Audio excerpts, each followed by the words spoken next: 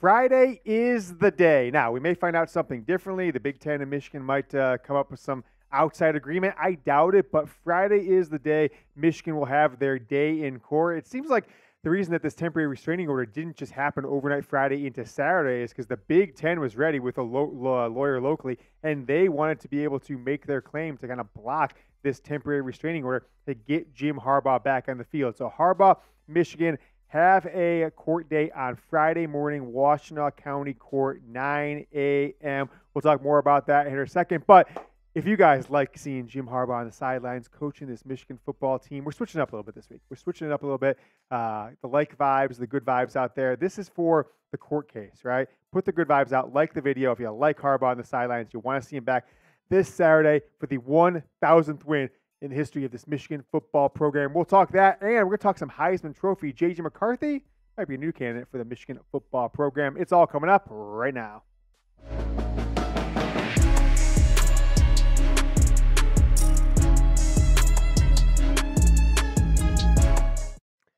You know, it just feels great coming back here on a Monday to do this show after Michigan gets a win on the road against a top 10 team. And I just kind of have been laughing for, almost 48 hours now of just the absurdity of the fact that Michigan didn't throw a pass for the final 37 minutes of clock time of that game. Not a single pass, right, in the second half, including the kneel downs. I think it was 32 straight runs. Now, Michigan did attempt that one pass, of course, but it was pass interference, so it doesn't actually go down in the stat books as a pass. So Michigan's got a new Heisman Trophy candidate. We'll talk about that towards the end of the show. I kind of just want to take a look at stats comparing Blake Corum after his 2-touchdown, 140-plus yard performance on Saturday, where he's at compared to last year and where he might think shake out later on in the year. But Friday is the day. Jim Harbaugh, Michigan, the Board of Regents, and they'll go up into court against the Big Ten, against Tony Petitti, who is named as one of the defendants, as Michigan is technically suing the Big Ten. That's kind of what this is. Now, I don't think it's going to necessarily make it to a lawsuit long term. If it does, it'll stretch out for months, maybe even years. But basically, they're saying is, look, Jim Harbaugh is irreparably harmed. Michigan's irreparably harmed. We can't get it back in the future if you don't let him on here. So if you want to have this suspension, it's got to be after the case is fully fleshed out in the future. So the question I've kind of have is, look, Michigan particularly wouldn't leave until the early afternoon on Friday to go to Maryland, probably flying to BWI Airport or a private airport there.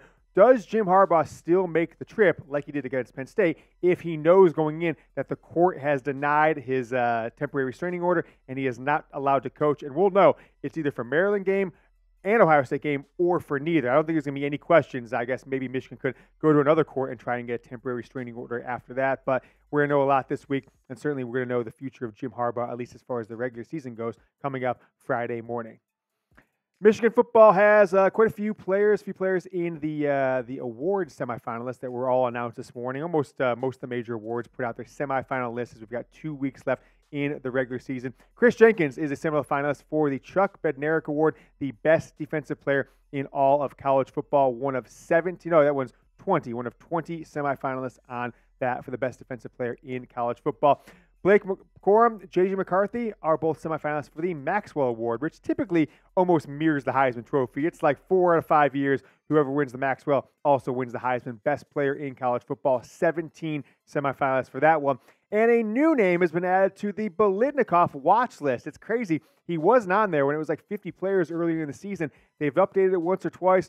And even though he didn't really do anything against Penn State of no, Roman Wilson is now a watch list for the Biletnikoff, although I think it's very unlikely at this point because he's only got 589 yards and 36 catches, that he's going to make it further past this, one of the top 10 semifinalists or whatever it is, or the 3 finalists that get invited to the College Football Award Show.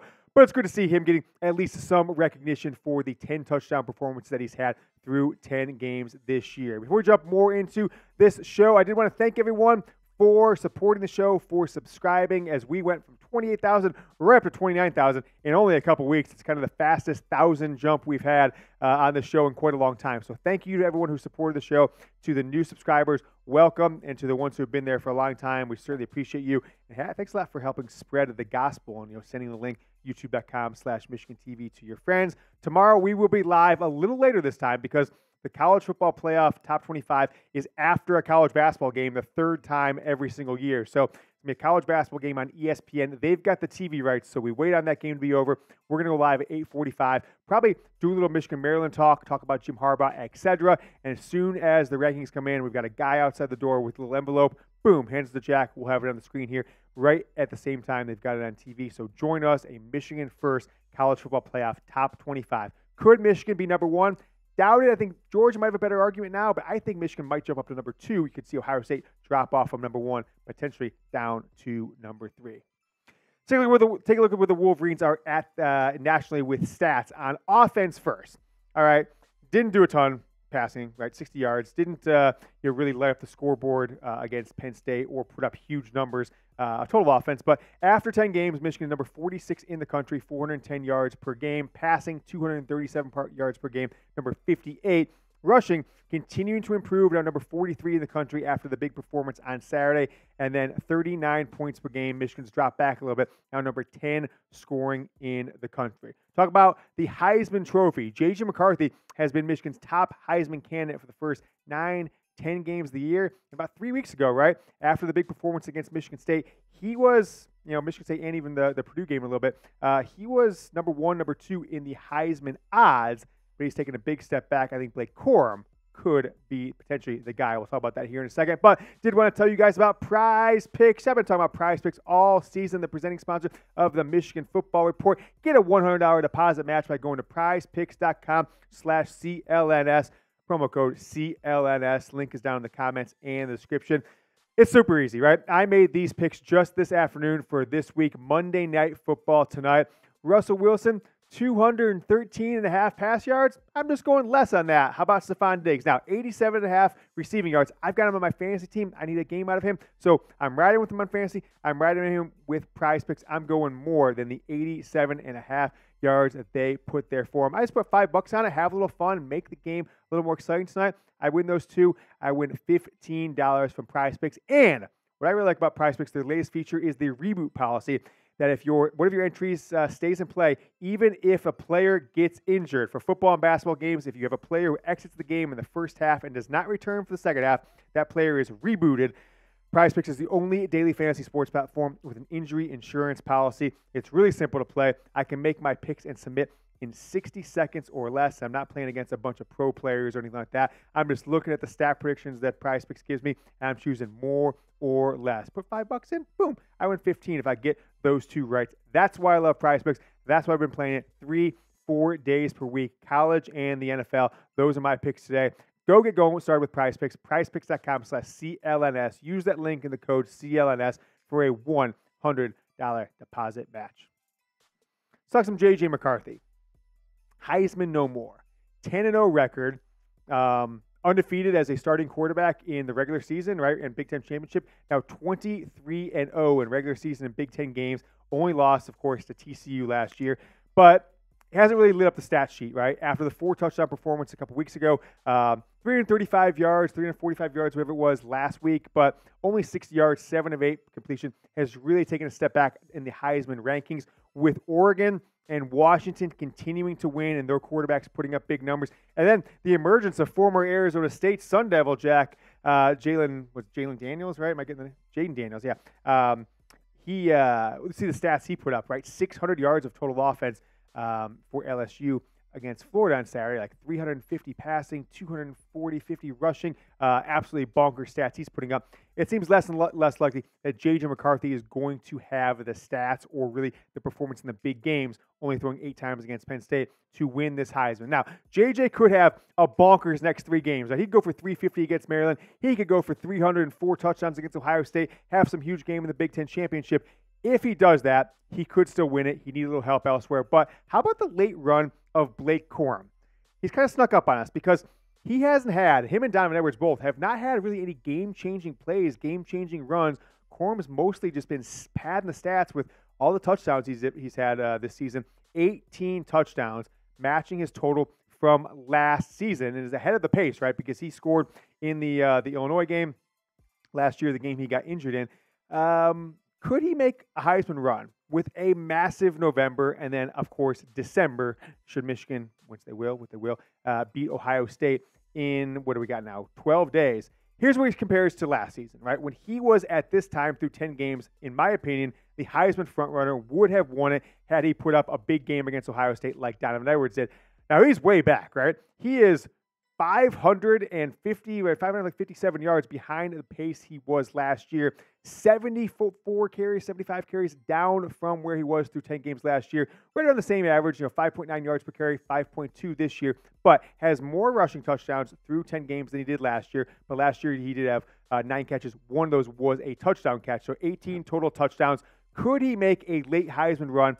It's doubtful, right? I'm not saying it's going to happen, but with those 18 touchdowns, he's right on the cusp of Hassan Haskins. I think it's 22 to break the single-season record for rushing touchdowns by a Michigan football player in a season. If he had a late-season Donovan Edwards-style run, right, of those 3 games, really, I mean, just think about it, the 2 games, Ohio State and then the Big Ten championship game for the Don, it was 200-plus yards, 2 touchdowns against Ohio State, 185 and a touchdown against Purdue. And then he's got this next game against Maryland. So if he could have a 3-game run like the Don had last year to end the season, it's not crazy, but he'd need some help. He'd need Washington probably to lose this weekend to Oregon State. He'd then probably need Washington and Oregon to play each other in the Pac-12 title game and both kind of look average or mediocre. And then LSU maybe dropping a game or their quarterback doesn't put up big stats. But it's not the craziest thing to happen. I think the last 2 years, we were at this time thinking a Michigan player might be the favorite for the Heisman Trophy, right? A couple years ago, it was C.J. Stroud and Aiden Hutchinson, number 1, 2 in the Heisman. Neither one of them won it. It turned out to be Bryce Young. And then last year, Blake Corum was probably the favorite this time last year. He didn't win it. Caleb Williams kind of just backdoored into the Heisman. I don't think he did necessarily anything spectacular or had his Heisman Trophy moment. But I'll ask you guys this question. Blake Corum, JJ McCarthy, will Michigan have a Heisman Trophy finalist? Give me a Y for yes or an N for no down in the comments. Think about Michigan's defense. I think that this Michigan defense, after what we just saw against Penn State, and their offense isn't great, but we're 10 games in now. We don't have to just guess or project. We can just look at the facts. I think this Michigan defense could be not just the best defense in school history.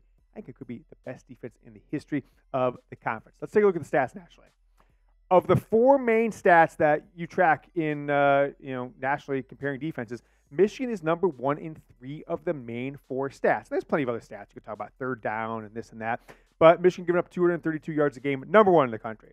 134 yards passing, number 1 in the country. Rushing, okay, number 12 in the country. All right, still under 100 yards per game. And then 7.5 points per game, also number 1 in the country. This could be Michigan's best defense ever. If they keep up those stats, if they shut out Ohio State and Maryland in the third quarter and they score, give up less than 10 points a game, which could be tough, right? Maryland's got a high-powered offense. Ohio State's Ohio State. You got the Big 12, Big 10 championship game. If they keep it under 10 points, they go undefeated, and they shut down this next 2 games and the Big 10 championship game, I think it's going to be tough to make any argument that they're not a better defense than 1997 or a better defense than any defense that's suited up in the history of the Big 10. You take a look at these stats. I mean, just awe-inspiring. And those 30 points in the fourth quarter that they've given up, I mean, like 21 of them have been, last-second touchdowns, garbage time touchdowns, just like this one against Penn State on Saturday. So pitch a shutout in the third quarter, 117-0. That's going to make a difference when you get into Maryland, Ohio State, Big Ten championship game on from there, Pasadena and Houston. I don't know about you guys think. I've said it a couple times this season. I've made some crazy proclamations, but I don't think it's crazy to say that this is the best defense in school history. If they continue on, the best defense in the history of the Big Ten. But I'll leave it up to you guys to decide as we stand now. Let's just project forward, right? 2-3 games where you think it's going to happen. Better defense. 97, national champions, Heisman Trophy, Charles Woodson, this one, that one, 97, or this one in 2023. Not the star power of Woodson, etc., Marcus Ray, etc., that's fine. Better defense, which one would you trust? I think the depth and the stats of this defense, I'm going with 2023. But, I mean, we're going to find out. Maryland has got a very strong passing game, but it's still Josh Gattis as their offensive coordinator. Ohio State has maybe the best player in the country right now in Marvin Harrison Jr. I mean, hell, 3 touchdowns in the first quarter for the guy. What do you think about Maserati Marv, Jack? You like that one? Maserati Marv, the nickname they've got for him? Absolutely electric. I'm not going to gas him up too much because Ohio State sucks, but he's been What about pretty the good. nickname though? I love the nickname. Nickname's great. I'm not a fan of the nickname. I think the Don is good. Blake the Great's okay. Like Maserati Marv, I don't know about that one. But I think his play is tremendous. I mean, that 1 touchdown pass he had against Michigan State, the catch was just absolutely absurd. if Michigan can shut him down, I mean, then what are we talking about here? That's something that I don't think Michigan's ever faced, maybe the quality of wide receiver that they have, given even what they've had the last couple of years, and Garrett Wilson and others. Marvin Harrison Jr. might be the best wide receiver in the history of Ohio State football. If Michigan's defense can hold him in check, win that game, hold Ohio State to under 20 points, you might have the best defense in the history of the Big Ten. Reminder, tomorrow, 8:45 p.m. Eastern, we will be live for probably an hour and a half or so, Michigan football related. Then we'll do top 25 reveal. Then we'll take some of your questions and talk with Jim Harbaugh and everything to do with this program. 2 games left in the regular season. Make sure you guys hit that subscribe button. Michigan Football Report by Chat Sports. We will see you guys tomorrow. Go Blue.